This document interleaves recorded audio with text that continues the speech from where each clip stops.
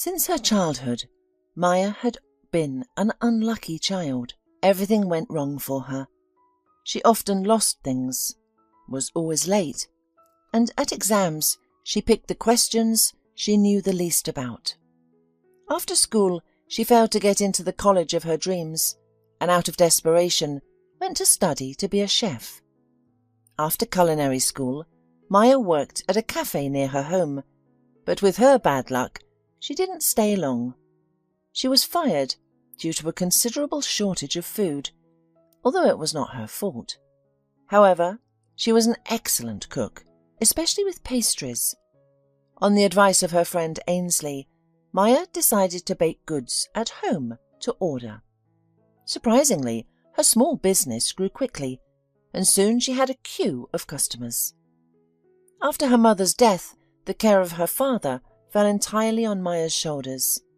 Despite being only 67, her father had serious health problems and rarely left the house. Maya loved her father very much. He was the closest person to her, always supportive, and tried to understand his unfortunate daughter.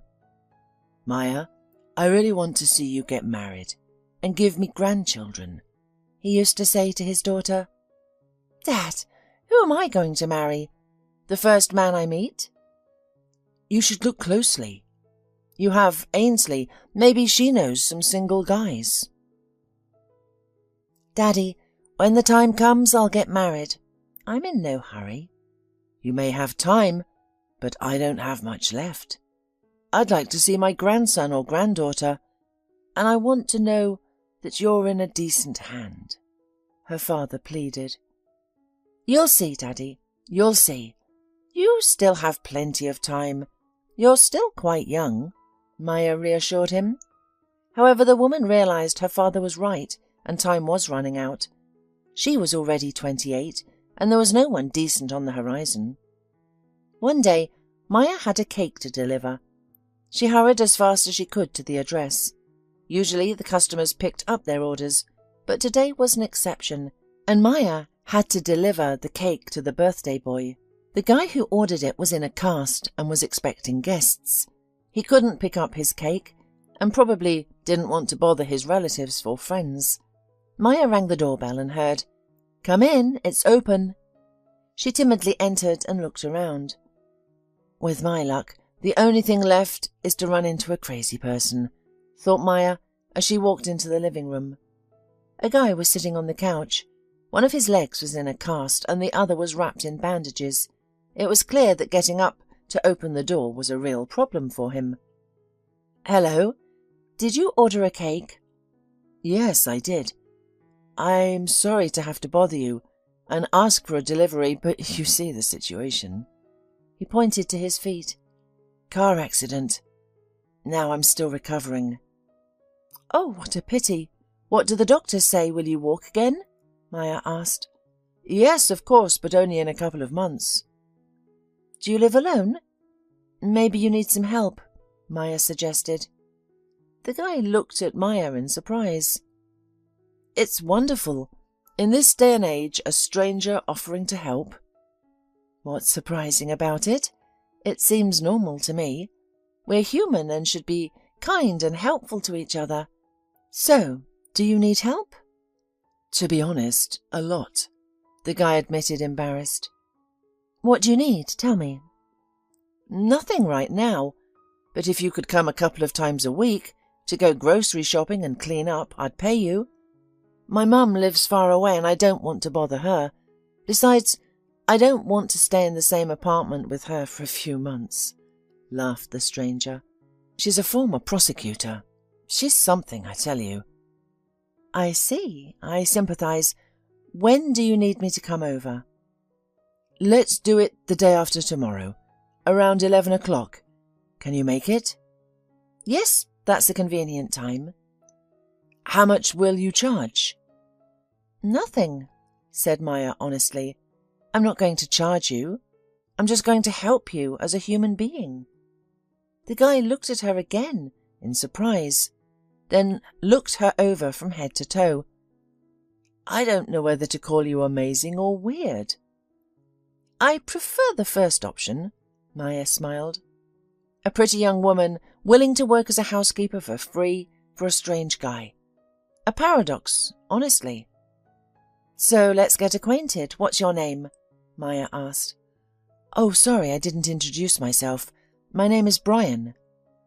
Look, Brian, my parents taught me that people need to be helped. It doesn't matter how old they are or what gender they are. If a person needs help, it's just the way things are. I'm just helping for free. If you don't like my candidacy, no problem, I won't come. No, on the contrary, I'm delighted with your candidacy. I'm just amazed by your humanity and kindness. And I apologize if I've offended you in any way. Come on Friday. I'll be waiting for you. Okay, I'll be there Friday at 11. Thank you.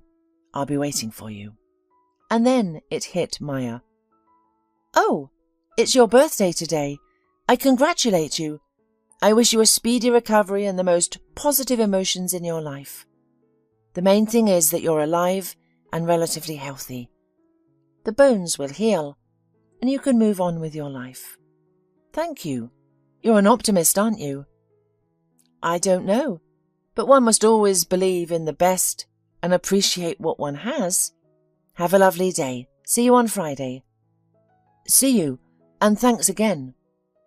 On Friday, Maya came to Brian as promised, did the cleaning, went to the store for groceries and prepared food for a few days. Brian watched her actions admiringly and marvelled at her speed in the kitchen.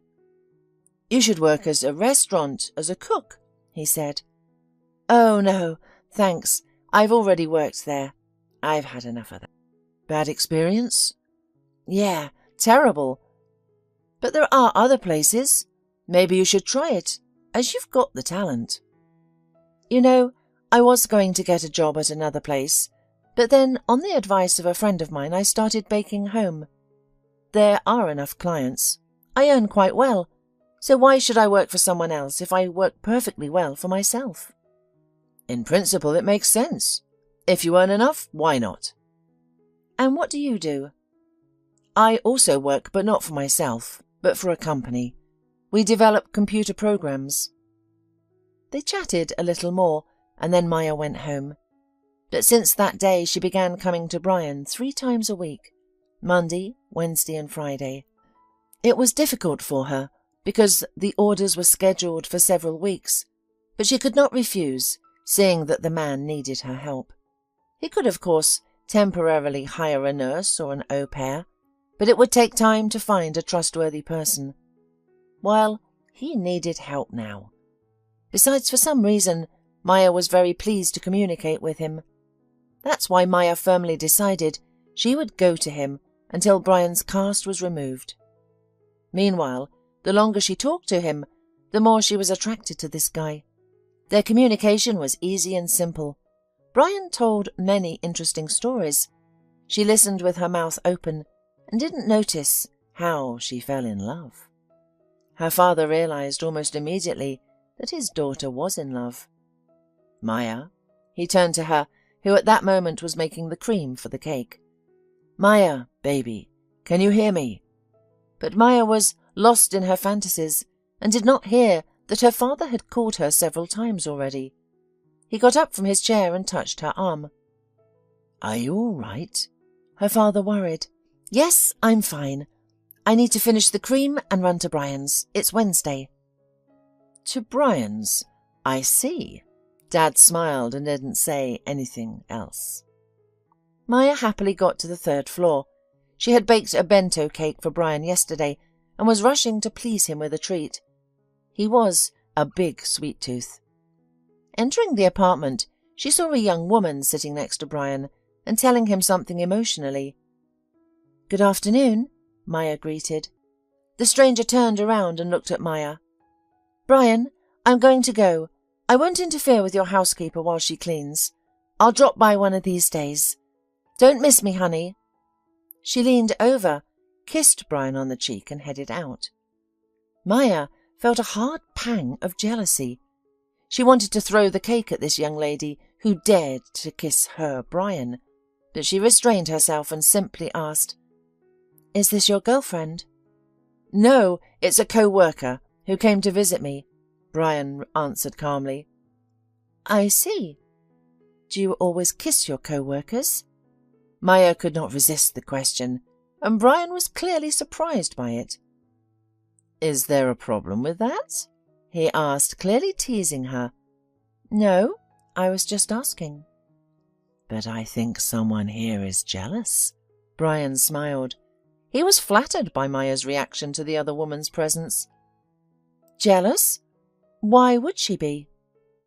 Brian raised himself on his left leg, which was already free of bandages, and leisurely walked up close to Maya. "And I see the way you're looking at me," he whispered to her, and Maya felt a lump in her throat with excitement. "Are you saying you don't like me and don't care who comes to visit me?"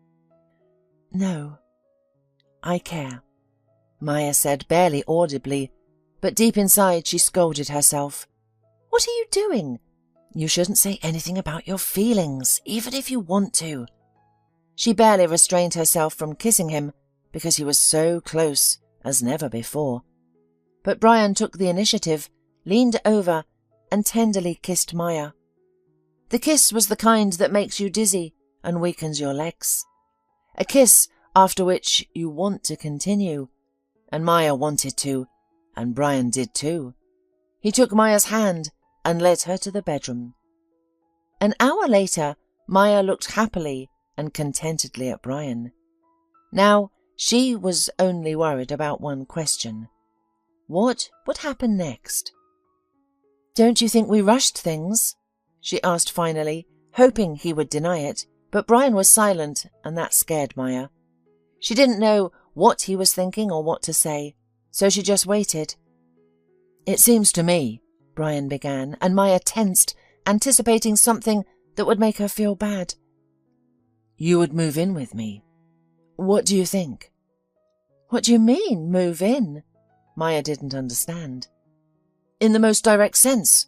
Let's live together." It sounded so simple. Maya felt a little offended, as if he had suggested they go to the movies, not live together. She wondered, "Brian, have you ever been in a serious relationship?" "Yes, I and my ex-girlfriend lived together for 2 years, and then she left for someone else. Apparently he was better than me," Brian said sadly. "I wouldn't have left you." "I know." "How?" Maya wondered. "There's no one like you on this planet.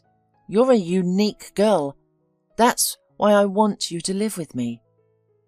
"I thought you wanted to live with me because you love me." Maya was offended. "Well, that goes without saying." The phrase sounded simple, without feeling or emotion, but Maya didn't notice. She considered it a declaration of love and was glad that Brian loved her. "I'll just have to talk to my dad. I'll talk to him tonight, and tomorrow I'll pack my things and move in with you." "Oh," Maya suddenly remembered, "I have to take all my belongings and give my new address to my clients. You won't mind if I continue my business at your place?" "Maya, don't talk nonsense. Not at my place, but at our place. It's your home now too, and why should I mind you doing what you love? I'll go to work too. That's fine. I only have one condition." The last sentence sounded stern and serious. Maya tensed up. "What is it?" she asked, confused and not knowing what to expect. "Will you bake your charming cakes for me too?" Brian laughed. "Phew, you startled me. Of course I will," Maya smiled. When she got home, Maya immediately informed her father that she would now be staying with Brian. But he was not pleased about this. "Why doesn't he call you to marry? I don't like all this. But you're an adult and it's your decision." "Daddy, don't worry, everything will be fine. The main thing is that we love each other." "I don't believe in strong feelings when things happen so fast." "But it was you who wanted me to get married and give you a grandson or granddaughter. What's wrong now?" "You're not getting married. You're just going to live with him." "We're definitely getting married." Maya lied. "We've talked about it. We just need to make some money. Brian hasn't worked in so long, and a wedding is very costly." "I have money. I've been saving for your wedding." "Daddy, I'm begging you, don't push me. I promise you everything will be fine. We'll get married." "All right, do what you want. You're an adult. I trust you." "Thank you. That's why I love you so much." The next day, Maya moved in with Brian. And after 3 days, he finally took off the cast. Life went on as scheduled. Work, home, work. Brian spent a lot of time at work, often late, but the salary was very decent. After a couple of months, he suggested that Maya study for a driver's license. "Why do I need a license? I don't have a car," Maya reasoned. "So let's buy you a car," Brian suggested. "It will be more convenient for you to deliver orders and buy groceries. You can increase the number of orders that way." Maya looked at Brian in surprise. "I'm at the stove all day. If I increase the orders, I'll sleep at the stove." "Come on, don't make that up. Look, I'm at work all day and come in late. You can make not 2 but 4 cakes a day.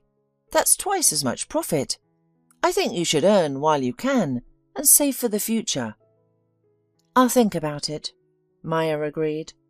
Time went on. The number of orders was growing fast, and it was getting harder and harder to work at home. Maya decided to talk to her dad about it. "Daddy, I have a serious talk for you." "What is it? Are you getting married?" Dad asked hopefully. "No, not yet. I wanted to ask you for a loan. My business is expanding. It's no longer realistic to fulfill all the orders at home. I want to rent a space, and I'll pay you back as soon as I make money." "Maya, I collected this money for your most important day in life, not for business. I'm sorry." "Daddy, are you serious?" "Absolutely, I'm sorry, but with your luck, you shouldn't start a business. That's my opinion." "But I already have business. I'll just change the place, and that's it." "That's your right, but I won't give you any money for it, only for wedding." Maya was offended. So her father doesn't believe in her at all. Maybe he's right, and she shouldn't expand. With her luck, she could lose everything. But if you're afraid of everything, nothing will ever work out. So Maya decided to talk to Brian about taking out a loan, but to her surprise, he was also strongly against it. "Why do you need a space? Can you explain? Don't you have enough space here? During the whole day, I am not at home. The apartment is all yours. Why waste money on nonsense?" "I don't cook all over the apartment, only in the kitchen, and it's small. I don't have room to store all I need," Maya tried to explain. "You used to have enough space here before. Anyway, I don't want to fight about it. But if you want my opinion, I'm totally against the loan." Not getting any support from anyone, Maya resigned herself to it. Her mood was ruined because she was so fired up about the idea of expansion. She had already imagined how she would grow to her own pastry shop and become known throughout the city, but it was not to be. The next day, Maya woke up completely shattered. She felt nauseous and had no energy at all. This continued for several days, and finally Brian persuaded her to go to the clinic, where Maya learned that she was pregnant. Brian took the news calmly and without emotion. "We need to get married," he said just as calmly. "Need to? You mean if it weren't for the pregnancy, we wouldn't have gotten married?" Maya clarified. "Why would we? Everything is fine with us. A stamp in my passport doesn't affect my attitude towards you in any way." "Do people get married only because of the stamp in their passport?" Maya wondered. "I have no idea why people get married. Probably so that the children have official parents." "You have a peculiar understanding of weddings," Maya wondered. I always thought people get married because they love each other and want to be together for life. And who's stopping them from being together if they're not married? Is it against the law to live together without marriage? No, but it's an entirely different status. Maya tried to persuade her lover, but to no avail.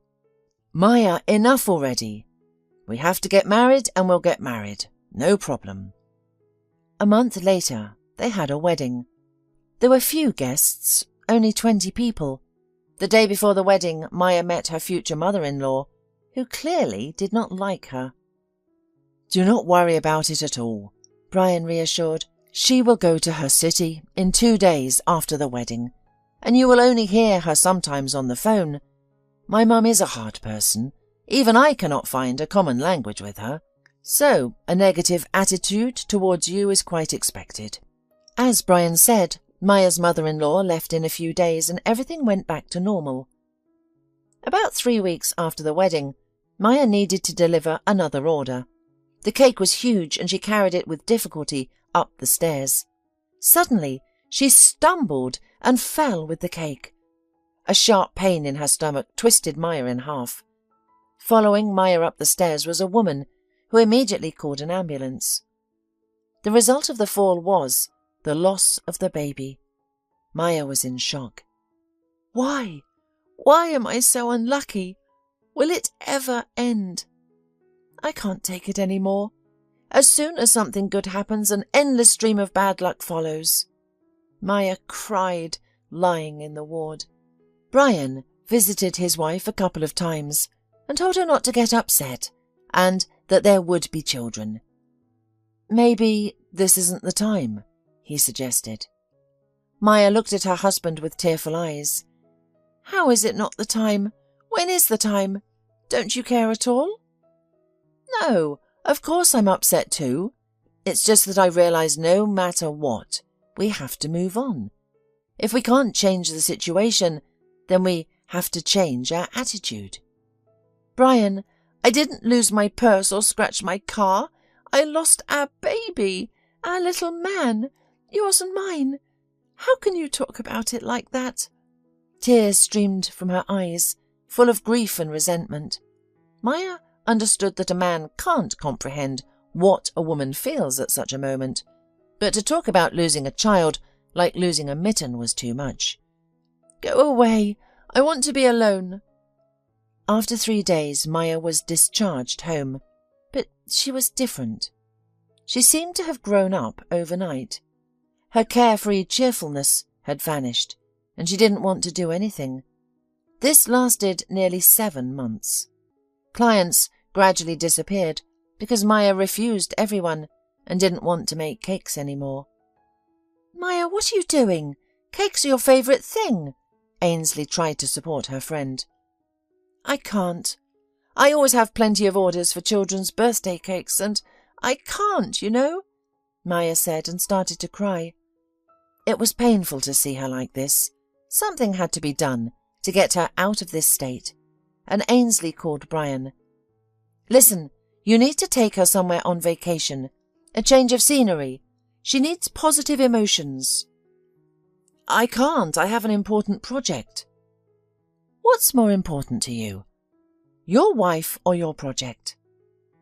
My wife and the project. Listen, why don't you go on vacation with her? Huh? Wherever you want, I'll pay for it. Ainsley was stunned by the offer. On one hand, she wouldn't refuse a vacation at someone else's expense, but on the other, she realized that her friend needed her husband's support. Though in this case, maybe friendly support would be better. Okay, I'll think about it and talk to Maya. I'll let you know later. Ainsley managed to persuade Maya to go on vacation. She chose Hawaii for the vacation because she had long dreamed of going there. Brian paid for the trip for his wife and Ainsley, and the friends flew to the islands. The vacation did Maya good. She calmed down and seemed to let go of the situation a little. Maya, I understand that it's hard for you, said Ainsley. Yes, I don't understand how hard, but you have to move on somehow. You have a father who is distressed about you, and Brian depends on you a lot, so you have to be strong. Yeah, I guess you're right. I need to pull myself together and move forward. It's not like I can change the situation anyway. 2 weeks flew by quickly, and the results were obvious. Maya returned home, thinking about what she could cook to please her husband and show him that she was almost the same as before. But upon entering the apartment, Maya saw another woman's shoes. Weird, Brian's at work. He should be there. Maybe he hired someone to clean the apartment for my arrival, Maya wondered. She made her way to the kitchen. There was a bottle, 2 glasses, and a plate of fruit on the table. It didn't seem like the presence of a cleaning lady. Suddenly Maya heard unmistakable sounds coming from the bedroom and went in that direction. More than anything, she wanted to see one of Brian's friends with his girlfriend. More than anything, she wanted to see one of Brian's friends, not a girlfriend. She opened the door and froze. Brian was with the same co-worker who had visited during his sick leave. "What's going on here?" Maya asked loudly, startling at the couple. "You're back?" Brian asked fearfully.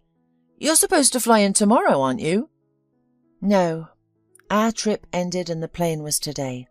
I told you," Maya replied calmly, though she was in shock and barely understood what was happening. Brian got up from the bed, threw on his shirt and approached his wife. "You know, I'm actually glad you caught us. I'm tired of hiding. Rochelle and I have been in a relationship for a long time, but she was married. Now she divorced.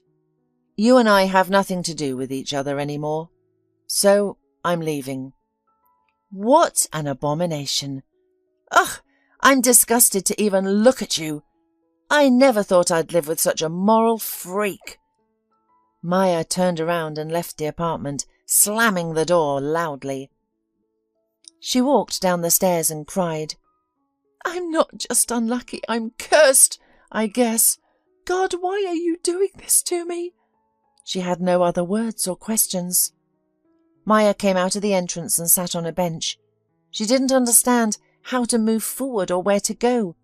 To her father? And what to say? That she is a complete failure? She couldn't even find a decent husband? Maya took out her cell phone and dialed Ainsley's number. "Hi, can I come over?" "Dear, what's wrong?" Ainsley asked, realizing that something terrible had happened. "I left Brian. Or, more precisely, he left me for his mistress. I just caught them in her apartment. Or rather, his apartment." "What a nightmare! Come, of course, I'm waiting." Ainsley stood by the window waiting for her friend. Why is she so unlucky? Just when things were starting to get better, here we go again. What should I say to her now? What words should I use to comfort her? Maya went up to the apartment and, looking at her friend, sobbed loudly. Ainsley cried with her. Her heart was torn with pity and compassion. She let Maya stay at her place for a couple of days, until she could at least somewhat come to her senses. "Maya, what are you going to do now?" "Go back home. Do I have any other options?" "Well, don't lose heart. I believe that everything will still be all right for you." Ainsley tried to support her friend. "You're an optimist," said Maya sadly, "but I don't believe in it. I think I don't belong in this world at all." "Ah, friend, don't you dare say that. You're already scaring me," Ainsley said, genuinely scared after Maya said that. "Listen, dear, let's get drunk. You need to relieve stress." "You know I don't like it." "Well, in your case, it'll be the cure. 2 glasses of good wine never hurt anyone. It'll help clear your head." "All right, let's do it," agreed Maya. "Then pack up and let's go to the store. I'm not leaving you alone." "Are you afraid I'll do something to myself?" "Don't worry. My father needs me. If it wasn't for him, I would have done something a long time ago," Maya said honestly. "Maya, I might be saying something stupid now, but look at the situation with Brian from another side. After all, He cheated on you from the beginning. Why would you want a husband like that? It's better to be alone than with such a man. Do I have a choice? Or suitors? Or maybe I've had a lot of them. Who cares how many you've had? I'm not married yet, either, so what? So I haven't met the right man yet. But I'm not going to marry the first guy I meet, am I? I don't know, Ainsley. I don't know. That night the friends got drunk. 3 glasses of wine were enough for Maya. The nervous tension had taken its toll. The next day she returned home to her father. At first he was very upset that Maya's family life was unsuccessful, and when he found out what Brian had done, he was glad that everything had cleared up so quickly. So, you should be happy that it's all coming to light now. Imagine living with a man all his life and then finding out he had lived with 2 families all these years. You still have time to build a new relationship. Daddy, where do I get a new relationship? With my luck, I can't even find a homeless guy, clean him up and live with him. Don't be silly. You'll meet Mr. Right. I feel that you will, and very soon. If you remember, I didn't like this Brian right away. Days went by. Maya started waiting for Brian to call and say that he had changed his mind and wanted to live with her, to ask her to come back. But time passed and he didn't call. In 2 weeks, Maya found out that Brian had filed for divorce. Maya was devastated. She eagerly wanted to return to her husband, but didn't know how. Ainsley, how can I get him back? Maybe go to his house and ask for forgiveness? She turned to her friend for advice. Ask for forgiveness for what? Ainsley was shocked. For being a bad wife, throwing tantrums after losing a child, crying a lot. He probably didn't like it all, got tired of it, and that's why he left for someone else. Maya, wake up. He had that mistress all the time for years. Your tantrums have nothing to do with it. But I love him. I want him to be with me, not her, cried Maya. Look, Maya, no matter what you say or do, you can't force him to be with you. Remember that. I'll go to the divorce process and talk to him there. Maybe he'll change his mind about divorcing me. Dear, what are you saying? You must have some pride, Maya. I don't want to be proud. I want to be happy. And I won't be happy without him, Maya repeated stubbornly. Do as you please. I'm sorry, but I'm tired of repeating the same thing to you, said Ainsley, who was tired of listening to this nonsense. The divorce was scheduled for 11:30. Maya had been anxious since morning. She woke up around 6, drank 3 cups of coffee, and didn't let the phone out of her hands, hoping that Brian would call and say he had changed his mind and the divorce was cancelled. But Brian didn't call, and hope was melting away every minute. Maya put on a pantsuit, styled her hair, but didn't put on makeup. Maybe if Brian sees her like this, he will feel sorry for her and change his mind. Maya went to the venue, on complete autopilot. She stopped several times, deciding whether to go further. After all, if she didn't show up there, the divorce would be postponed, and she would have time to reconcile with her husband. Maya looked at her watch. It wasn't 11 o'clock yet. She sat down on a park bench near the necessary building. Why, to cry so heavily? She heard a woman's voice. Maya looked up. Across from her stood 2 women of strange appearance. One was wearing a dress, a hoodie, numerous bracelets and rings, and a bright necklace. The other looked equally unusual. A long skirt, a multicoloured shirt, and many pieces of jewellery on her arms. She had beads around her neck and dark glasses over her eyes. Maya felt uncomfortable. Excuse me, are you saying that to me? Maya asked. To you, baby, said the woman, with the beads around her neck. Why are you worrying so much? After all, you've already been through grief, and this is just a small thing. How do you know? Maya was surprised. I know all about you. Would you like me to tell you? I have no money, warned Maya. And who told you that I need money? I don't. The best reward for me is when people are happy. When you become rich, then you can pay me, if you'd like to. Oh, don't make me laugh. Getting rich with my luck is out of the question. I can only go bankrupt. Maya smiled for some reason. She felt amused by these words. Well, laugh. Laughter is better than tears. And as for your bad luck, that will soon pass. You better listen to what I have to say. You don't have to try to hold on to your husband. Let him go. Forgive him and let him go. Don't cling to the past or you'll miss the future, you know. You need to get a divorce and wish your ex-husband happiness. Only sincerely and from the heart. Only then will you meet your true love and be happy. How do you know that? It sounds fantastic. And you believe me, it will be. You have a very bright future waiting for you, happy and secure. But you have to let go of the past first. I wish I knew how to do that, said Maya sadly.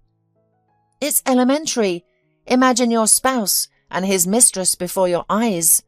Mentally wish them happiness, sincerely from the heart. Let everything work out for them. Maya wondered how this woman knew so much about her and Brian. Suddenly, Maya thought that the women in front of her were actresses hired by the creative Ainsley to put on a show and make Maya believe that she didn't need Brian. I see you doubt the veracity of my words, smiled the woman with beads on her neck. Do you remember how in the 3rd grade you stole a beautiful pencil from the teacher's desk and you never admitted it to anyone? I know you remember. After all, you are still tormented by this story. Maya blushed. She had never been so ashamed before. It was true. No one, not a single soul in the world, knew of this transgression of hers, for which she was truly ashamed. Do you believe me now? The woman smiled. I do.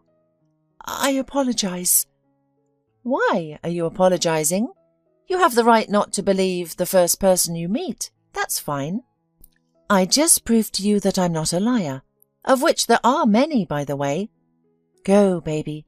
You gotta go. And don't forget what I told you. May I ask you another question? Maya suddenly asked. Yes, although I already know what you want to ask. Don't worry. You'll have children. 2. And your father will see both grandchildren. That was quite a shock. This was something Maya hadn't expected. She'd seen things like this in movies, but it wasn't real. And here, in real life, such miracles happened. Thank you so much. You have no idea how much you've helped me right now. Where can I find you? Maya asked. Why? If I need to, I'll find you myself. Thank you so much. Go, it's already time and don't worry. He'll be very sorry he did that to you, the woman said lastly. Who, Brian? Maya clarified. Yes, replied the woman, and taking her companion standing next to her under her arm, walked on. Only then did Maya realize that the woman with the beads around her neck was blind.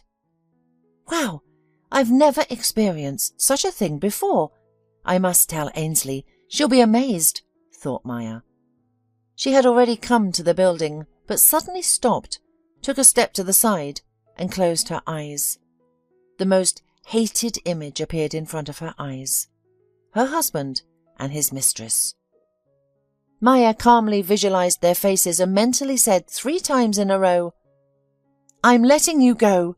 Be happy. And she suddenly felt better. I wonder how it works. I didn't do anything. I just said the words, but it made me feel better. It's a paradox, thought Maya as she walked inside. Brian came to the meeting with Rochelle. For some reason, Maya felt amused by it, as if Rochelle was afraid to let him go alone to meet his wife. Without letting Brian utter a word, Maya said, I totally agree with the divorce, and I wish my ex-spouse happiness from the bottom of my heart." After all the papers were signed, Brian approached Maya. "I didn't expect such an act from you. I was sure you would cause a scene and ask for time to reconcile. You're a wonderful woman. I told you that right away."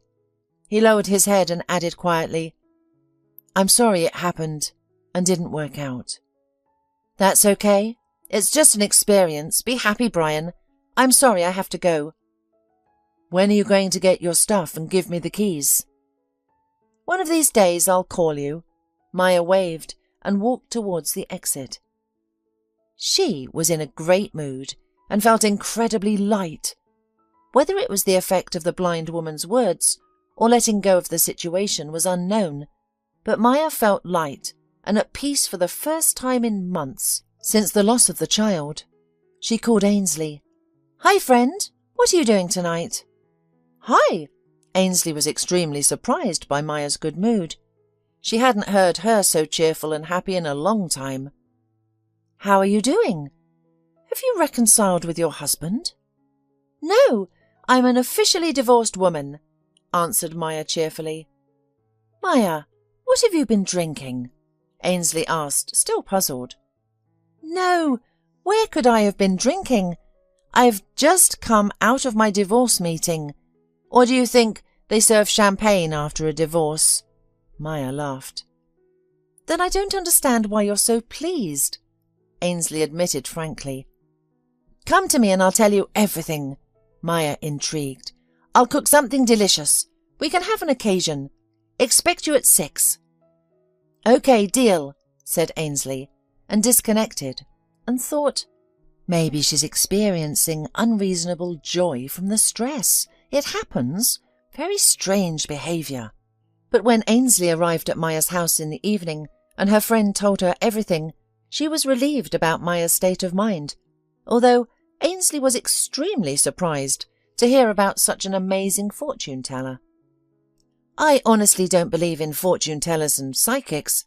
They are just good psychologists who can read our emotions and experiences and predict the future," Ainsley said. "No, Ainsley, I'm telling you, she's real. She told me something that no one could know and couldn't have guessed because I had long forgotten about it," Maya insisted. "That's why I believe her prophecy." "Well, let's see how it goes," agreed Ainsley, not wanting to argue and ruin her friend's mood. Maya went on with her life. Slowly she began to get her old clients back and acquire new ones. She signed up for a masterclass to improve her cake decorating skills and realized a long-time dream by buying a kitten named Marquis. Her father looked at his daughter and marveled. It was as if she had blossomed anew. "Maya, I'm so glad you're recovered from everything and are yourself again," he said to his daughter. "I want you to do well. You know, I've been thinking. Maybe I was wrong then, but I think that now you could rent for your own business." It was Maya's turn to be surprised. "Daddy, are you serious? You were against it." "Totally serious. Why not take risks while you're young?" "We'll have to find out and do the math. May I ask you something?" "Sure." "You didn't want to give the money because of Brian, right? Because you didn't like him?" "Yes," her father said honestly. "I didn't trust him." "I see. Okay, Daddy, I'll find out and tell you." Maya found a place, researched everything, and calculated the funds needed. Maya's father's savings covered only half the amount, and she told him they would need to take out a loan. "Are you ready to risk it?" "You know, I'm tired of being afraid of bad luck," Maya said cheerfully, "and I found loans with favourable interest rates for small businesses. If everything goes as planned, I can easily pay it back, maybe even before the deadline." "I believe in you, my dear. You will definitely succeed," her father said. For the next few weeks, Maya dealt with paperwork and prepared the room for business. She rented equipment, bought groceries and set everything up. She set up a small shop window to sell some items locally. The location was convenient near a university, offices, and residential neighbourhoods. To her great surprise, the business quickly took off. Past clients, learning that Maya was opening a pastry shop, came for cakes, cupcakes, and cookies. It's been 2 years. During this time, Maya opened 2 confectionery shops and 2 small kiosks with fresh baked goods. In addition to sweets, they baked baguettes, loaves, and puffs with savoury fillings. Maya's father was proud of her. "You see, luck loves you. You're doing great." "Daddy, I've got a surprise for you. I bought you a trip to a cool sanatorium," Maya said to her father. Seeing his attempt to object, she added quickly, "No objections. You're going and that's final. You need to improve your health. I can afford it now and send you to rest. The place is gorgeous. You'll love it and want to go again." "For how long?" asked the man, resigned. 24 days. And don't make a face like I'm forcing you to eat semolina. You're an adult. You must realize that at your age, you'd need to take special care of your health. So think about what books to buy so you won't be bored. You have 2 days to pack." "Yes, sir," Father said jokingly and raised his hand to his head, saluting like a soldier. "Well done." The next day, Ainsley called. "Well, hello, business lady. Won't you treat an old friend to a piece of delicious cake?" "Hi, Ainsley, I'm a bit busy, to be honest. Let me send Dad to the sanatorium tomorrow, and we can meet tonight." "OK, let's go to Deja Vu then," Ainsley suggested. "Why? I don't know that place." "Oh, it's a new restaurant that opened a couple of months ago. It's excellent. Shall we book a table?" "Book it for 8 p.m. tomorrow. I can't make it earlier." "Great. See you tomorrow then." The next day, in the morning, Maya helped her father pack and took him to the train station. Taking her father's word to follow all the procedures and not to come home early, Maya sent him off to rest. She had many things planned for the day and was still busy until evening. While driving and talking on the phone, she didn't notice and cut off another car. The problem was, the car was costly, which meant big trouble. The driver jumped out shouting, "Where did you buy your license, you moron?" and strode determinedly toward Maya's car. Maya shrank back, anticipating the confrontation, and rolled down the window a little. Seeing that the culprit of the accident was a woman, the first driver stopped, looked carefully at Maya and suddenly asked, "Are you all right?"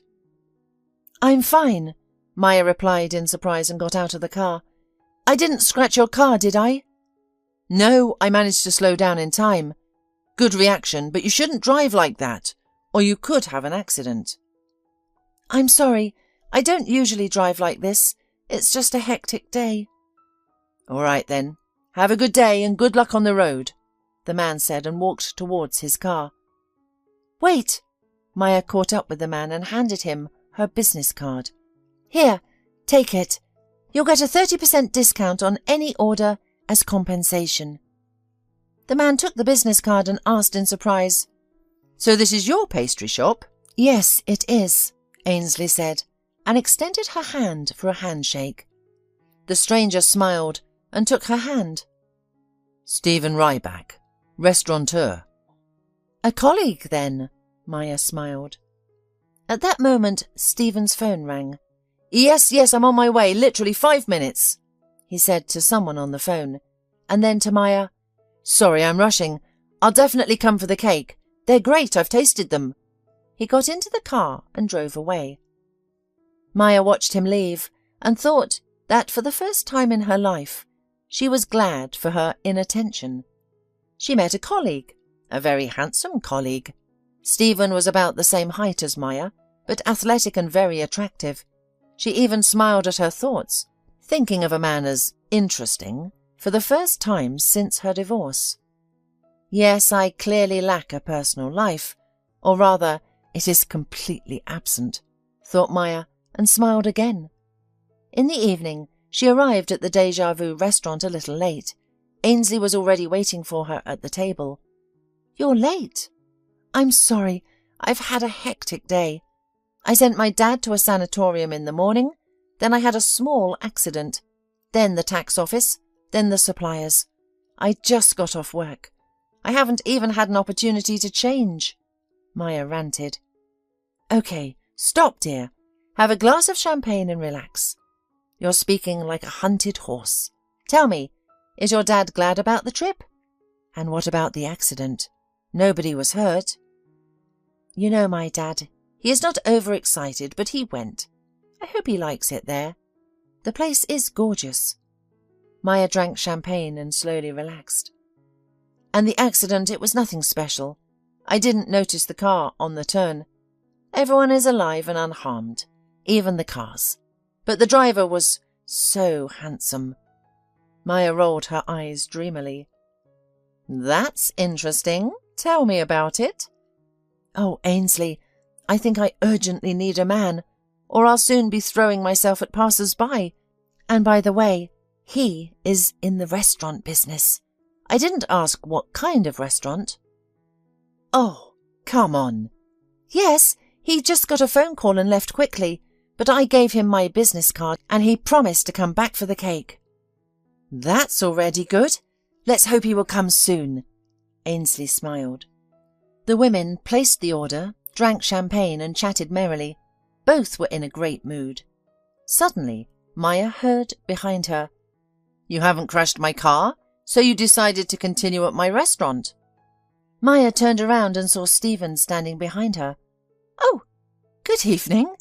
Is this your restaurant?" "Actually, it's mine. Is something wrong? Any complaints about the service?" Stephen asked in a hostess manner. No, everything is fine," Maya smiled. "Wonderful. You know, I just saw a familiar hooligan, and that's why I decided to ask how things were going. Since everything's fine for her, then rest up. Have a nice evening." "Perhaps you'd like to join us?" Maya asked, surprised at herself. "Maybe, but a little later." Stephen smiled and stepped away from the table.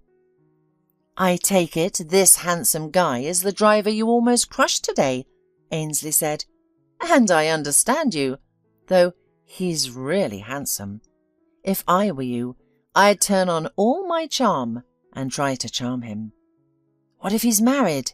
He's well into his 30s. "I'd say he's into his 40s, but you can flirt and find out if he's married or not." Then their orders arrived and the women began to eat. The food was excellent indeed.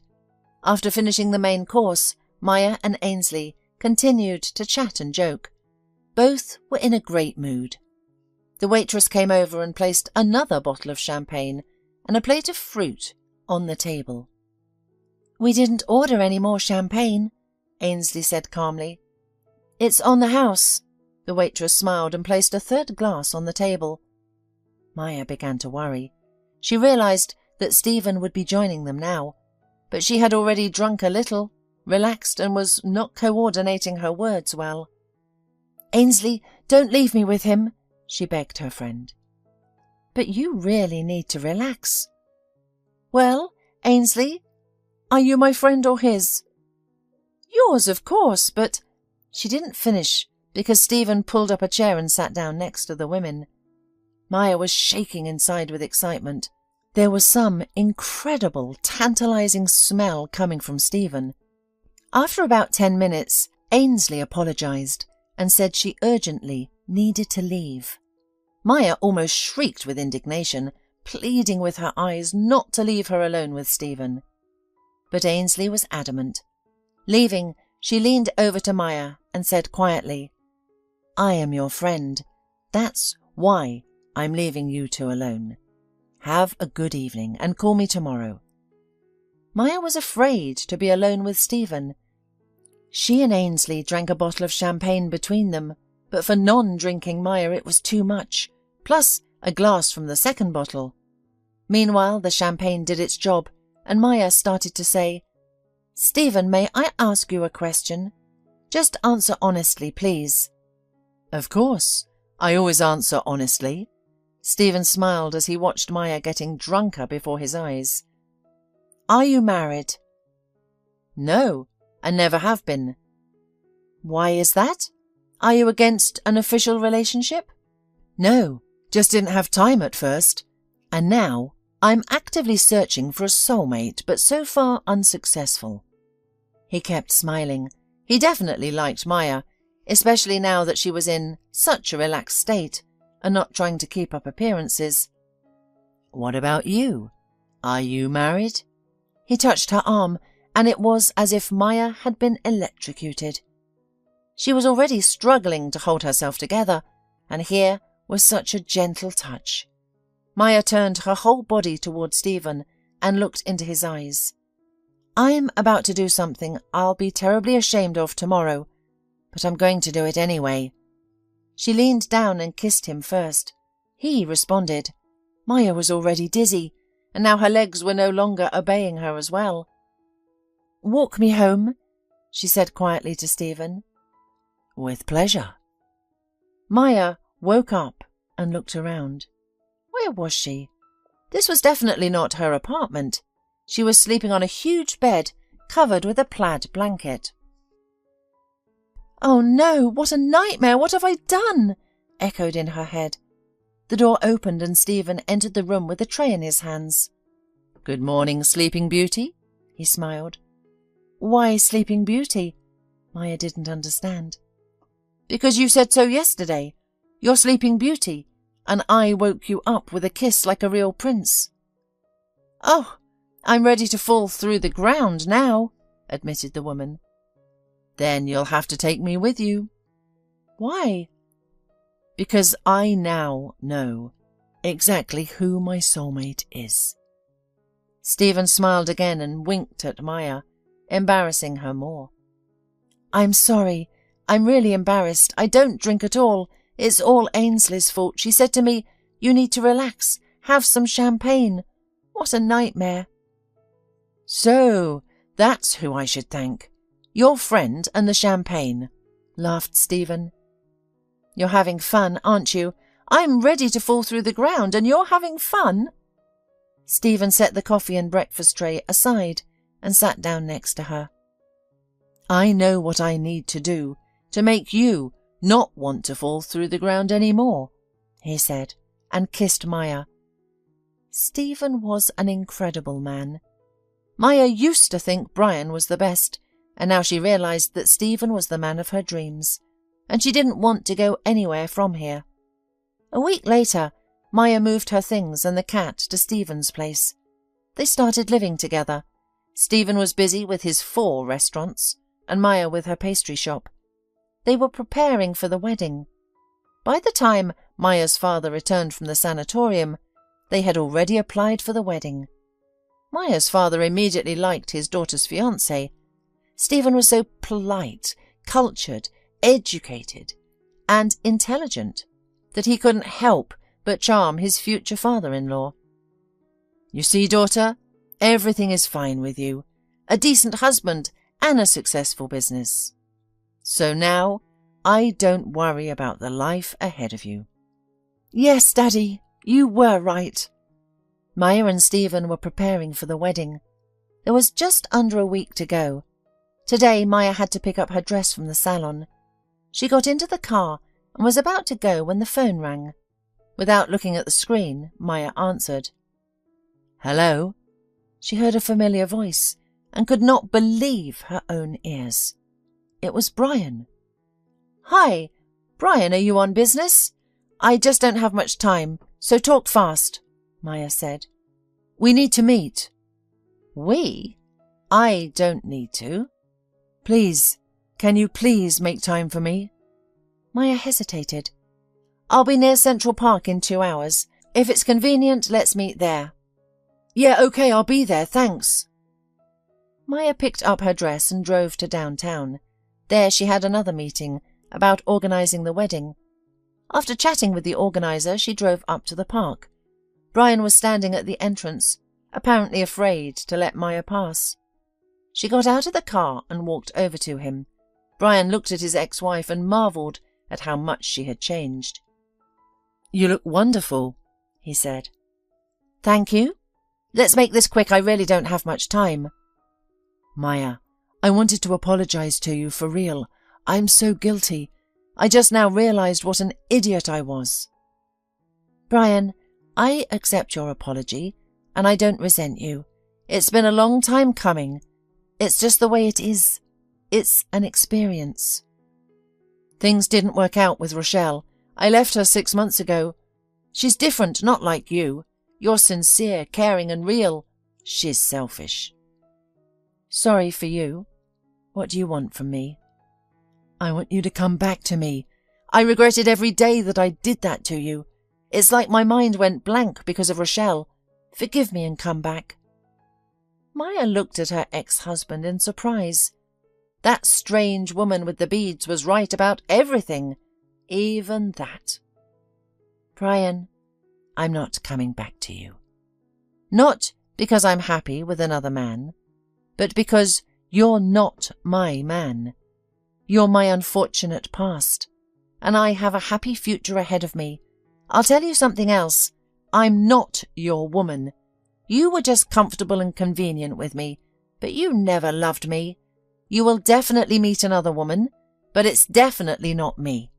Goodbye. Maya turned around and went to her car. She drove to her happy future with a calm heart. There was no resentment towards Brian. She had let him go back then, on the day of their divorce, and she didn't remember it anymore, nor did she want to. She picked up her cell phone and dialed Stephen. Where are you? She asked. In Deja Vu, what's wrong? Stephen sounded excited. I'll be right in 5 minutes.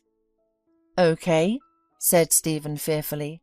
Maya drove up to the restaurant, where her fiancé was already waiting for her. Maya, what's wrong? Maya walked over and kissed her lover. Nothing. I just wanted to kiss you urgently. Well, that's good then. Don't scare me like that anymore. I thought there was a problem. Don't worry, we'll be fine. I know it for sure. Maya didn't know yet that very soon there would be another event in her life that would make her absolutely happy, and doubly so. Maya would have twins, a boy and a girl, but that would come later, after the wedding.